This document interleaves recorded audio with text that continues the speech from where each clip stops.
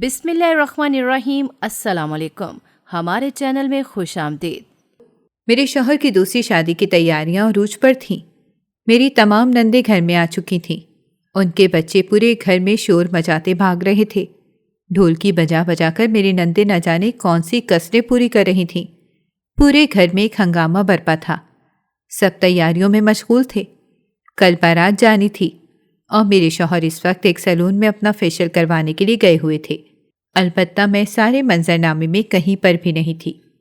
میرا دل چاہتا تھا کہ بس کہیں چھپ جاؤں جہاں پر مجھے ہنستا ہوا کوئی نظر نہ آئے اور نہ میں کسی کو دکھائی دوں۔ خاندان بھر سے جو رشتہ دار خواتین اس شادی میں شرکت کے لیے ہمارے گھر آئی ہوئی تھیں، ان کی جب ترہم آمیز نظریں مجھ پر اٹھتیں تو مجھے ایسا لگتا کہ میرے پورے جسم میں کسی نے کیلیں ٹھوک دی ہوں۔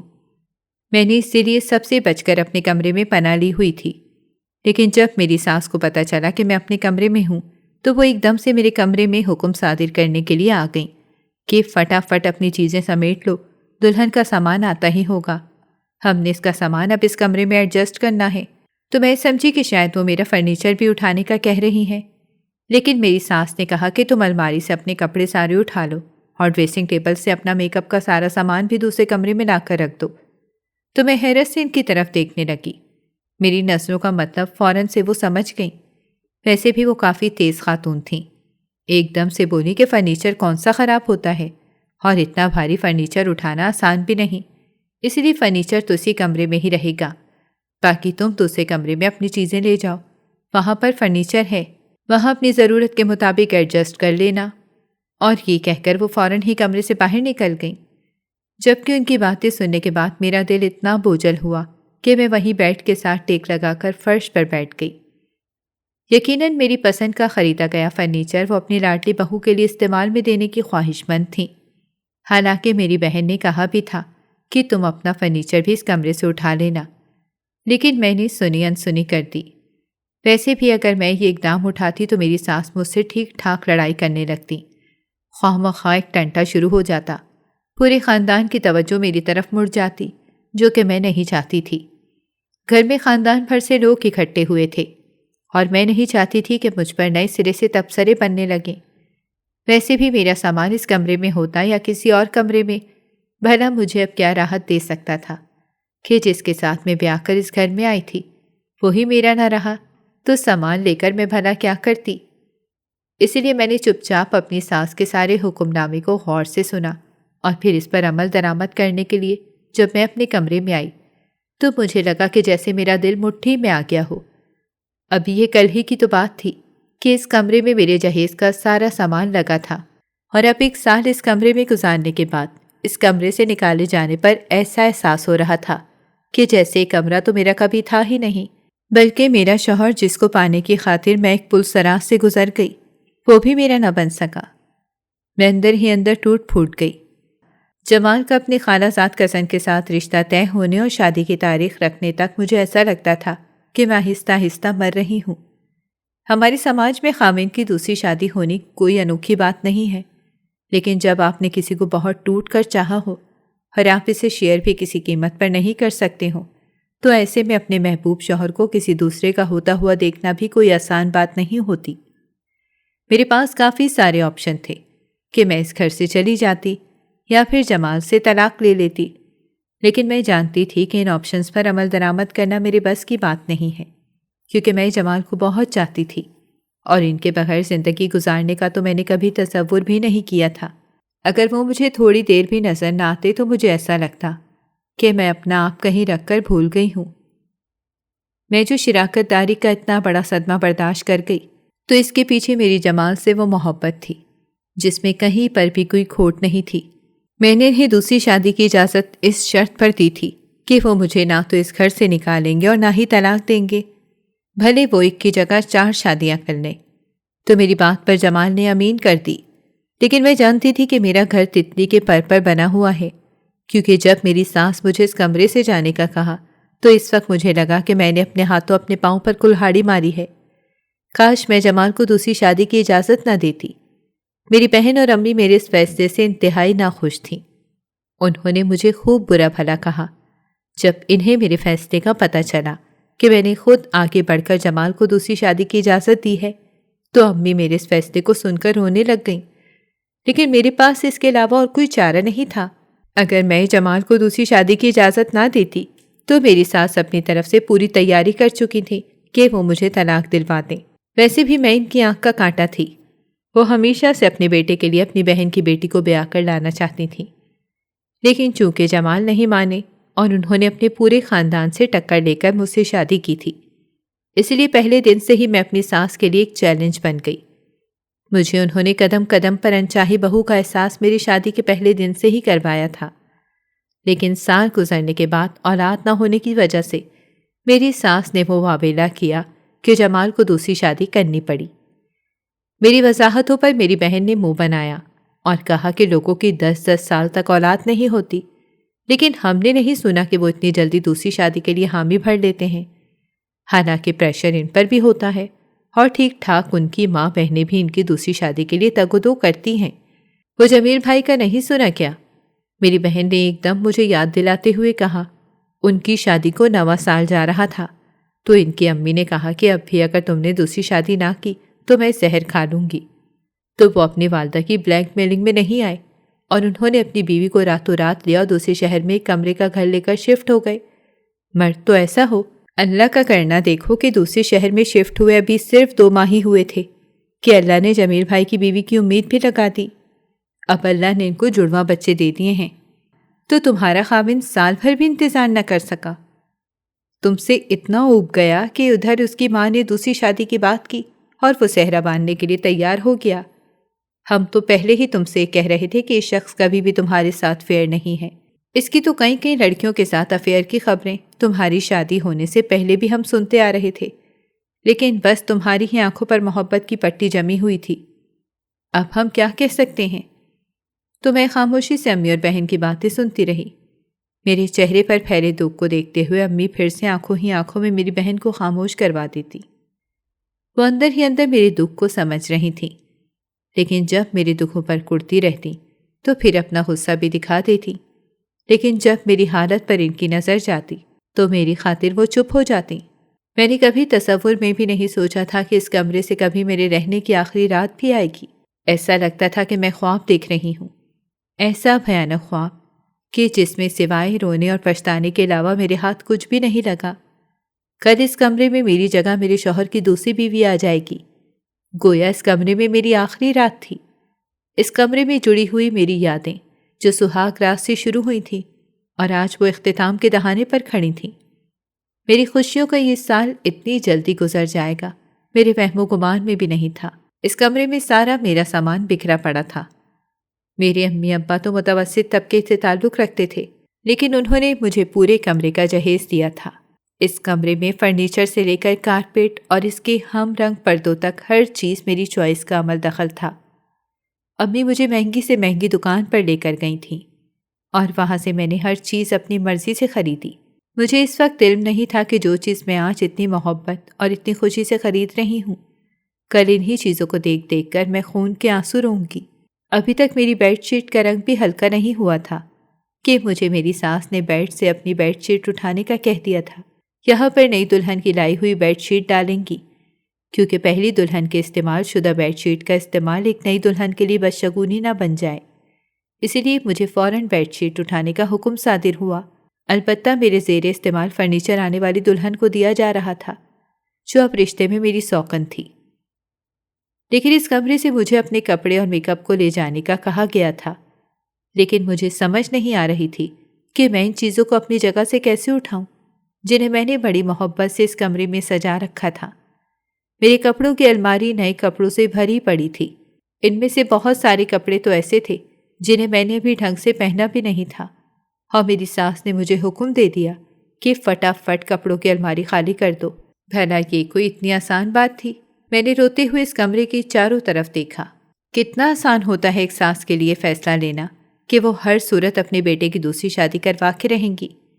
ایک پل کو بھی وہ بہو کی جگہ آ کر یہ نہیں سوچتی کہ جسے کل وہ اپنے بیٹے کے لیے بیاہ کر لائی ہیں اس کے دل پر یہ فیصلہ کتنی چھریاں چلائے گا۔ میں نے چپ چاپ اپنی ساری چیزیں سمیٹی اور اس کمرے میں آ گئی جسے میرے لیے میری ساس نے منتخب کیا تھا۔ جمال ابھی تک سیلون سے واپس نہیں آئے تھے۔ وہ اگر آپ ہی جاتے تو میرا دل نہیں چاہ رہا تھا کہ میں ان کی طرف دیکھوں یا ان سے کوئی بات کروں۔ ویسے بھی اب ان سے بات کرنے کے لیے میرے پاس کچھ بھی نہیں بچا تھا۔ کھانے میں قورمے، بریانی، ٹکے کباب کی اشتہا انگیز خوشبو میرے کمرے میں آ رہی تھی، لیکن میرا دل تو جیسے بند ہو رہا تھا۔ حالانکہ امی نے مجھے کہا بھی تھا کہ تم ہماری طرف آ جانا، لیکن جانے کیوں میرا امی کی طرف بھی جانے کو دل نہیں چاہ رہا تھا۔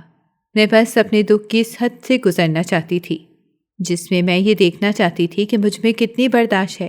جب میں اپنی جگہ جمال کی بننے والی دوسری بیوی کو اپنے کمرے میں جاتا ہوا دیکھوں گی، میں چپ چاپ اپنے کمرے میں کھڑکی میں آ کر بیٹھ گئی اور کھڑکی کے ڈور باہر کی طرف کھول کر آسمان پر نکلے آدھے ادھورے چاند کو دیکھنے لگی۔ آج وہ بھی تو میری طرح بالکل اکیلا ہو گیا تھا۔ کبھی کبھی میں سوچتی ہوں کہ ہم بیٹیوں کی بھی کیا زندگی ہوتی ہے۔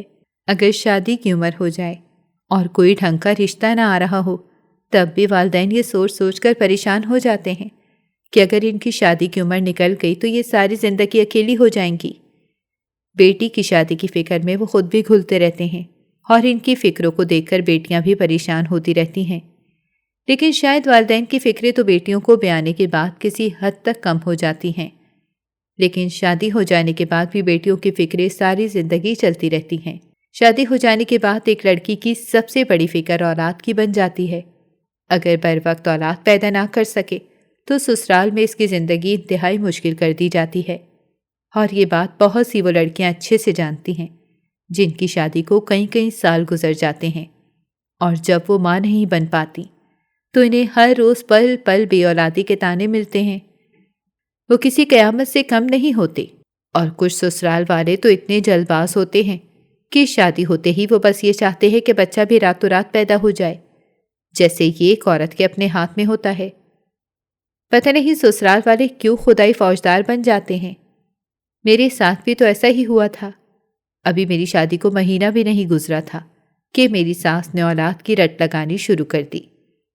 حالانکہ وہ خود بھی بیٹیوں کی ماں تھیں اور ان کی اپنی بیٹیوں کے گھر بھی اولاد بہت دیر سے ہوئی تھی، لیکن شاید ساس اپنی بیٹیوں پر تو دکھ سکتی ہے لیکن بہو پر نہیں۔ میری شادی کوئی عام حالات میں جیسے نارمل کپلز کے درمیان ہوتی ہے ویسی نہیں ہوئی تھی۔ میری اور جمال کی لو میرج تھی، اور ہم دونوں کے خاندان ہمارے لو میرج کے خلاف تھے۔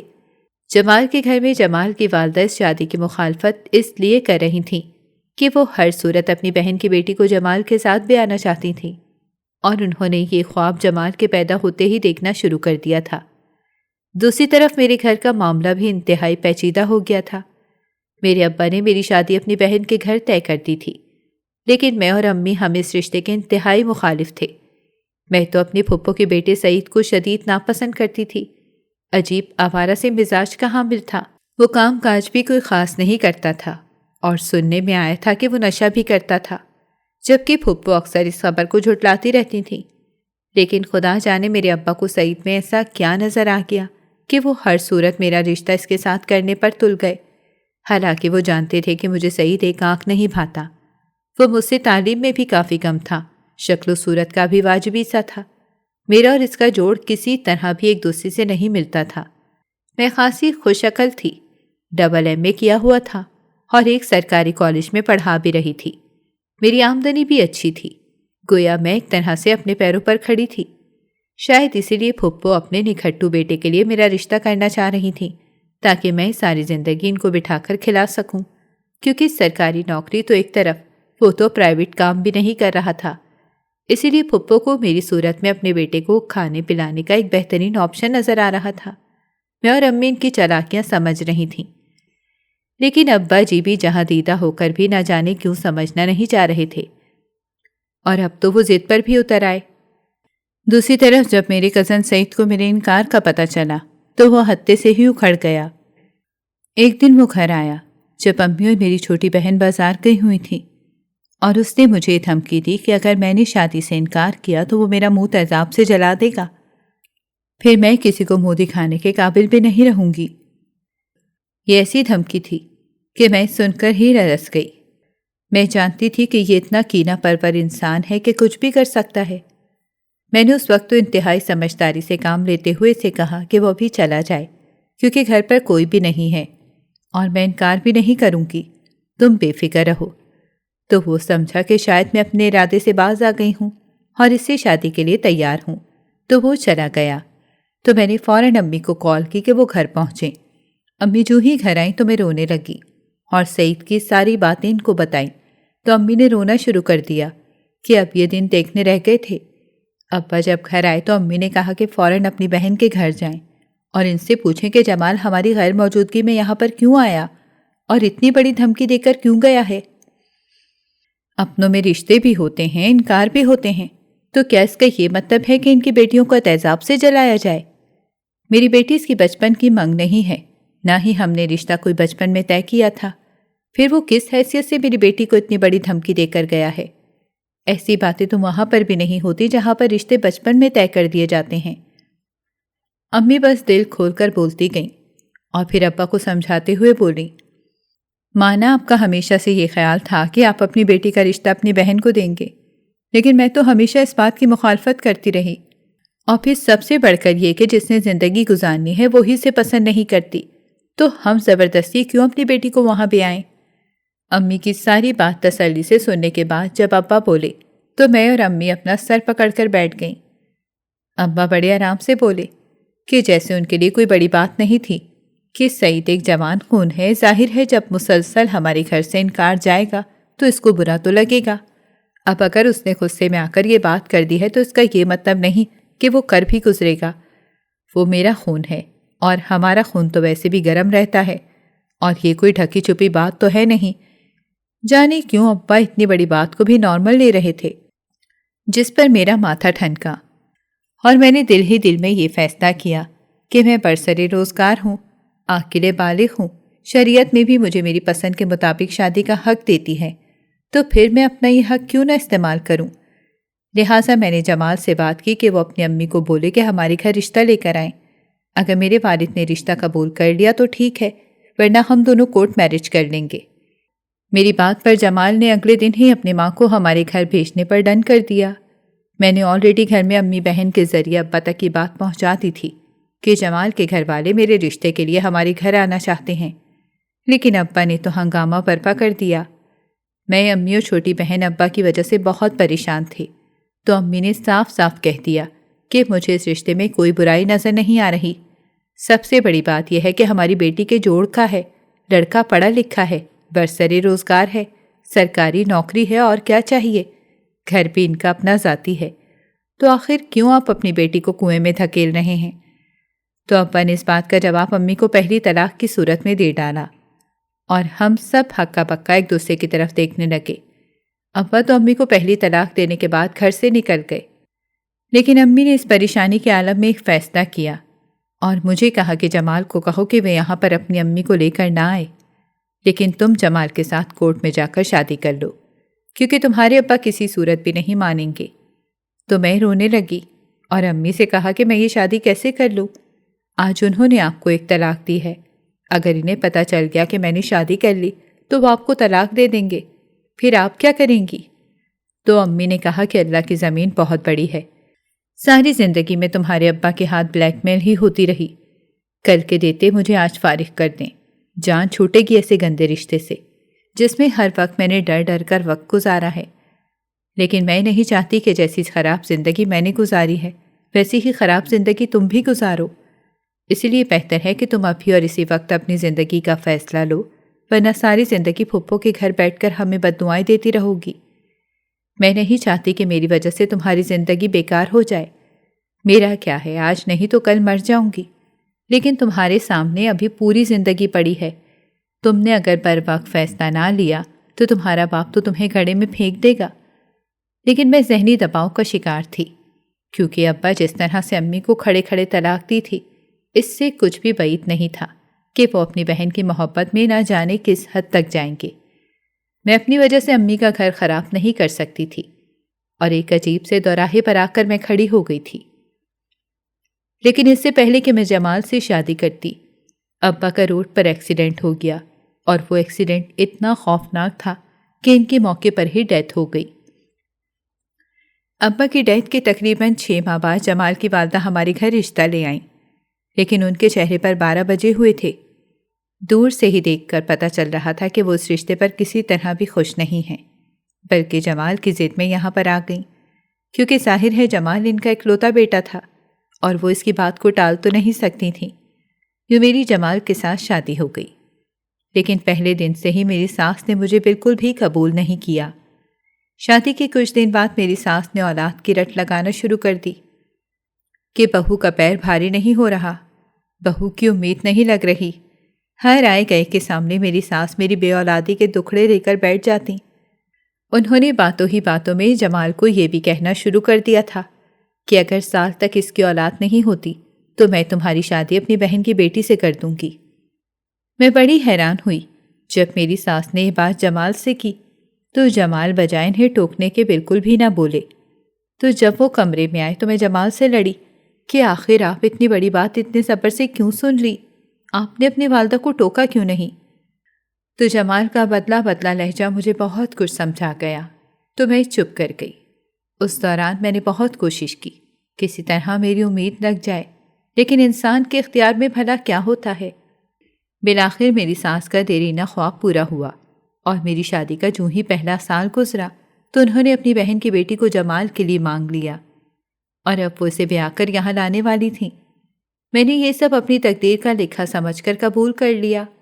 رات کو نہ جانے کب میری آنکھ لگ گئی کہ ایک دم گھر میں رونے کی آواز سن کر میں اٹھی تو مجھے پتا چلا کہ جمال کا سیلون سے واپسی پر ایکسیڈنٹ ہو گیا ہے اور اس حادثے میں ان کی ایک ٹانگ ضائع ہو گئی۔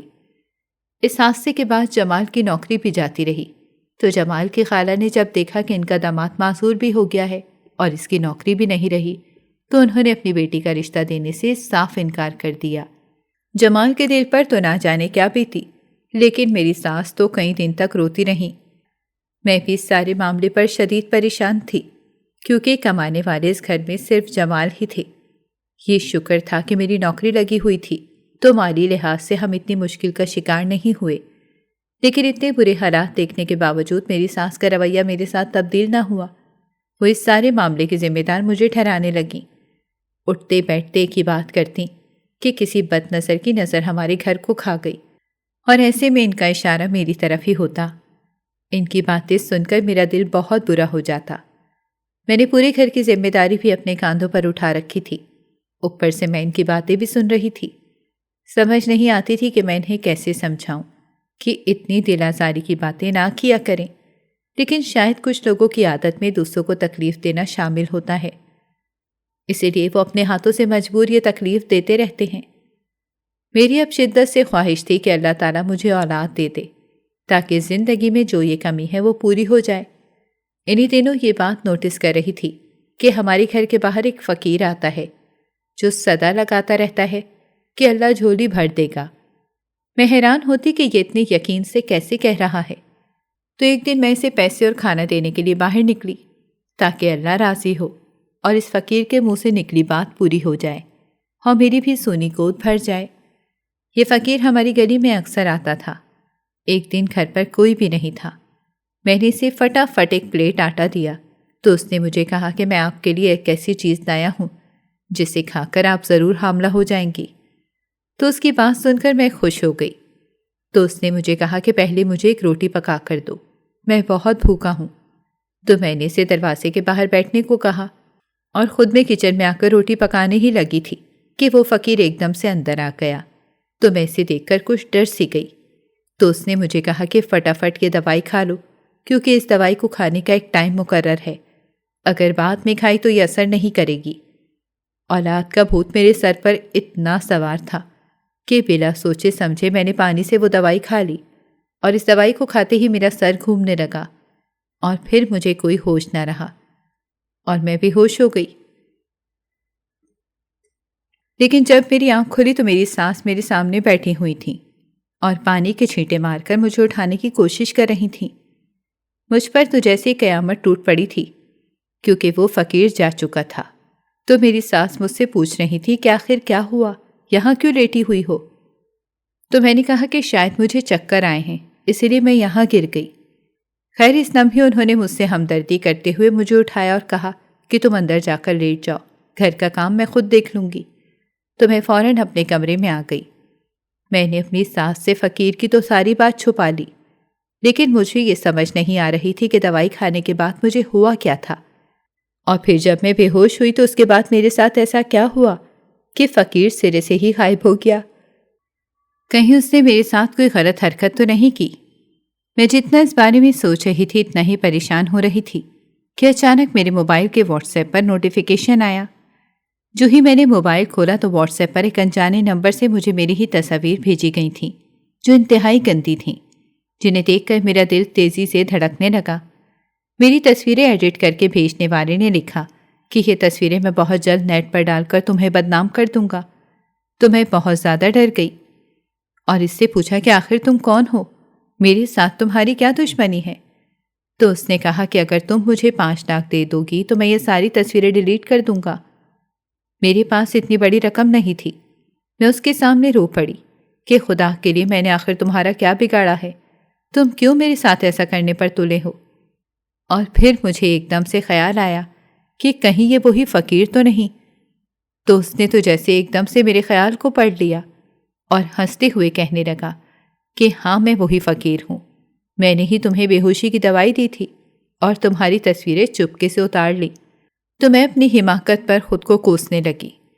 میں حالانکہ پڑھی لکھی سمجھدار لڑکی تھی، لیکن اولاد کے حصول میں کسی ان پڑھ لڑکی کے لیول تک یہ قدم اٹھا بیٹھی اور اب اس کا نتیجہ بھی بھگت رہی تھی۔ میں نے روتے ہوئے اس کی بہت منت سماجت کی کہ میرے ساتھ یہ سب مت کرو، میں اتنی بڑی رقم کا بندوبست نہیں کر سکتی۔ سسرال میں پہلے ہی میرے حالات کچھ خاص اچھے نہیں چل رہے تھے۔ اگر میری سسرال والوں کو ان باتوں کی ذرا سی بھی بھنک مل گئی تو یہ لوگ مجھے نکال باہر کریں گے۔ کیوں میری زندگی برباد کرنے پر تلے ہوئے ہو؟ لیکن اس کو تو میری کوئی بات سمجھ ہی نہیں آ رہی تھی۔ روز روز مجھے وہ کال کر کے بلیک میل کرتا تھا۔ میں نے کسی نہ کسی طرح 1 لاکھ روپیہ تو دے دیا، لیکن مزید رقم دینے کی نہ تو میرے اندر ہمت تھی اور نہ ہی میرے پاس اتنے پیسے تھے۔ کچھ زیور پڑا ہوا تھا، وہ بھی اتنا نہیں تھا جو اس کی مطلوبہ رقم کو پورا کر سکتا۔ میں ایک دن کمرے میں بیٹھ کر رو رہی تھی۔ آج اس نے مجھے لاسٹ وارننگ دی تھی کہ اگر میں اس کی مطلوبہ رقم کو اس تک بر وقت نہ پہنچا پائی تو وہ پھر میری تصویریں نیٹ پر ڈال دے گا۔ میں شدید ذہنی دباؤ کا شکار تھی اور مسلسل روئی جا رہی تھی کہ جمال ایک دم سے کمرے میں آئے تو میں بری طرح سے خوفزدہ ہو گئی، اور جو ہی میں کمرے سے جانے لگی تو میرے راستے میں آ کر کھڑے ہو گئے اور مجھ سے پوچھا کہ میں کیوں پریشان ہوں۔ جانے ان کے لہجے میں ایسی کیا بات تھی کہ میں نے روتے ہوئے انہیں ساری بات بتا دی اور کچھ بھی نہیں چھپایا۔ روز روز کے ڈر کے جینے سے تو بہتر تھا کہ میں انہیں اپنی بے گناہی کی ساری بات بتا دوں۔ آگے ان کی مرضی ہے کہ وہ مجھ پر یقین کرتے ہیں یا نہیں۔ جمال میری ساری بات سننے کے بعد مجھ پر کافی خفا ہوئے اور مجھ سے کہا کہ اتنی بڑی بات میں نے کیوں چھپائی۔ تو میں نے روتے ہوئے ان سے کہا کہ میں آپ سے یہ بات اگر کہہ بھی دیتی تو کون سا آپ نے مجھ پر یقین کرنا تھا۔ تو جمال نے حیرت سے میری طرف دیکھتے ہوئے کہا کہ میں تمہیں کیوں قصوروار ٹھہراتا، اس میں تمہاری کیا غلطی ہے؟ ہم نے ہی تمہیں اولاد کے حوالے سے اتنا پریشرائز کیا ہوا ہے کہ تمہاری جگہ کوئی بھی لڑکی ہوتی تو وہ اس دوائی کو لینے کے لیے ہر حد سے گزر جاتی۔ قصور تمہارا نہیں، ہمارا ہے۔ پہلے دن سے ہی میری ماں نے تمہیں پریشر میں رکھا اور اس کے بعد میں نے بھی کوئی خاص تمہیں سپورٹ نہیں کیا۔ حالانکہ اگر میں چاہتا تو تمہیں بے اولادی کے ملتے ہوئے تانوں کے آگے بند باندھ سکتا تھا، لیکن میں نے ان تانوں کے آگے تمہیں بالکل تنہا چھوڑ دیا۔ تو قصوروار تم نہیں، قصوروار میں ہوں، لیکن میں اب اپنی ساری غلطیوں کا ازالہ کروں گا۔ بس تم پریشان مت ہو، اس مسئلے کا حل بہت جلد نکلے گا۔ میں جمال کے اندر اتنی بڑی تبدیلی دیکھ کر بے حد حیران رہ گئی اور اللہ کا شکر ادا کرنے لگی، کیونکہ میری زندگی میں تو یہ جو موڑ اب آیا تھا وہ تو انتہائی خطرناک تھا۔ اگر جمال سمجھداری کا ثبوت نہ دیتا تو ہمارا رشتہ تو خاتمے کے مراحل تک آ چکا تھا، اور اب تو میری ساس کو بھی بہترین موقع مل جاتا مجھے ذلیل کرنے کا۔ لیکن جمال نے اس معاملے کو بہت اچھے طریقے سے حل کیا۔ انہوں نے اپنے ایک دوست سے بات کی جو پولیس میں افسر تھا۔ انہوں نے چپکے سے اس فقیر پر ہاتھ ڈالا، اور جب اس فقیر کی حقیقت مجھ تک پہنچی تو میں حیران رہ گئی، کیونکہ وہ فقیر کوئی اور نہیں، میری پھپھو کا بیٹا سعید تھا، جس کا اب دھندا ہی لوگوں کو بلیک میل کرنا تھا، اور اب کی بار اس کا نشانہ میں تھی، کیونکہ وہ بلیک میل کر کے مجھ سے پرانے بدلے لینا چاہتا تھا۔ لیکن اللہ کے فضل سے وہ اپنے مقصد میں کامیاب نہیں ہو سکا۔ اب سعید جیل میں ہے۔ میری تصاویر اس کے موبائل کیمرے سے لے کر ڈیلیٹ کی جا چکی ہیں، اور الحمدللہ میں اور جمال اب ایک انتہائی خوشگوار زندگی گزار رہے ہیں۔ ہاں، میری زندگی میں اولاد کی کمی ابھی بھی ہے، لیکن یہ اولاد کی کمی میں نے اللہ کی رضا سمجھتے ہوئے قبول کر لی ہے۔ ناظرین، اگر آپ کو ہماری کہانی اچھی لگی ہے تو ویڈیو کو لائک کریں، شیئر کریں اور ہمارے چینل کو سبسکرائب کریں۔ اگلی ویڈیو تک اجازت دیں۔ اللہ حافظ۔